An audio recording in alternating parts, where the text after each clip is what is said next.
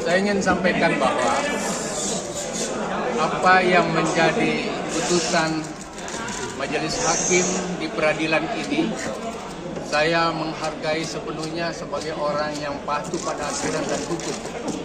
Saya menghargai apa yang menjadi kesimpulan dari Majelis Hakim dari proses persidangan yang cukup panjang ini.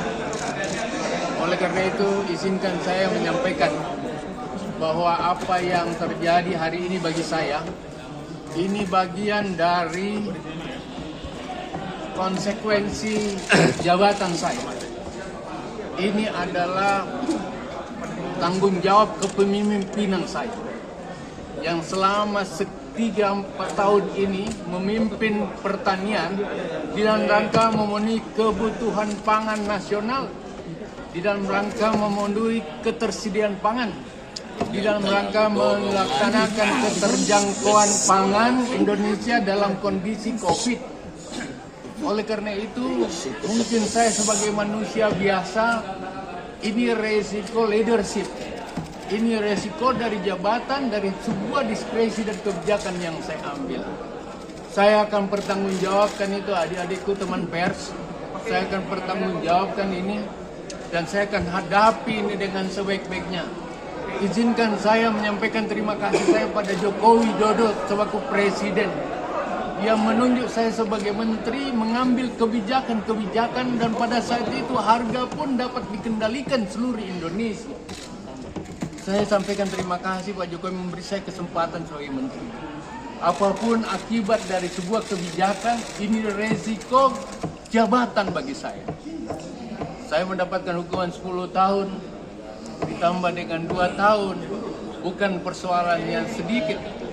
Tetapi saya merasa bangga pada saat saya menjadi menteri, 71 penghargaan nasional diantaranya diterima oleh Presiden, penghargaan PBB melalui International Rice Research Institute, IRI, dan 71 lainnya. Yang kedua ingin saya sampaikan, selama ini saya tidak terlalu asik di lapangan, saya tidak mengontrol hal-hal yang kecil. Mungkin itu bagian dari kesalahan saya. Tapi APIP, menurut undang-undang yang selalu menjadi payung bagi pejabat untuk melindungi pejabat, itu belum dilakukan. Undang-Undang Nomor 30 2014. Aku tidak pernah mendapat temuan APIP. Tapi udahlah, seperti itu saya akan pertimbangkan dalam proses-proses hukum yang lain. Yang kedua, saya tidak pernah menerima atau megang uang yang dituduhkan untuk saya bayar-bayar sendiri. Uang ini orang lain yang bayar kan berproses sesuai SOP yang ada. Saya ingin sampaikan bahwa di masa COVID, ketersediaan pangan dengan harga pangan yang terkendali sekarang ini, termasuk ekspor saya naik 3 kali dari 200 menjadi 600 triliun. Kontribusi pertanian di atas 2.400 triliun. Dan saya bersoal dengan 44 miliar yang saya tidak pernah pegang sama sekali. Dan inilah resiko jabatan yang saya maksudkan. Kementan penyumbang terbesar. Terakhir anak-anakku sekalian, terima kasih banyak. Kali ini kutip dengan baik apa yang saya sampaikan. Terima kasih Pak Surya Paloh yang selalu mengajarkan saya terhadap masalah kebangsaan. Maafkan saya kalau tentu sebagai manusia ada yang keliru. Tetapi Surya Paloh sangat konsisten dengan partai untuk mengatakan bela rakyat, bela bangsa. Kalau saya harus terpenjara atas nama itu semua, saya minta maaf pada seluruh jajaran dan juga maaf saya kepada keluarga saya. Maaf saya kepada semua orang Bugis, Makassar, Mandar, dan Toraja yang selama ini banyak memberikan support sama saya.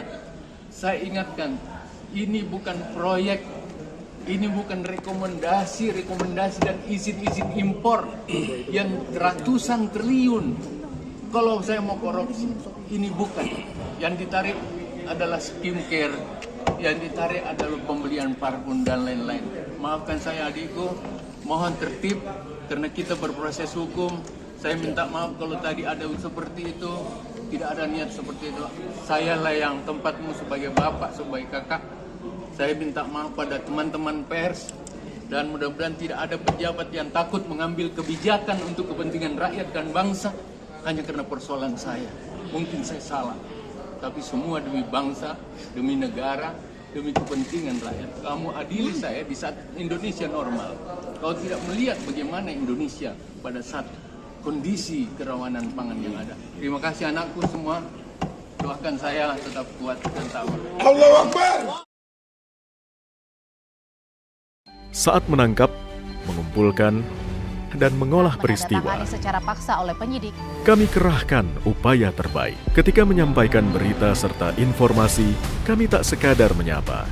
Ada referensi, aspirasi, juga inspirasi yang menjadi misi. Sapa Indonesia di Kompas TV. Independen, terpercaya.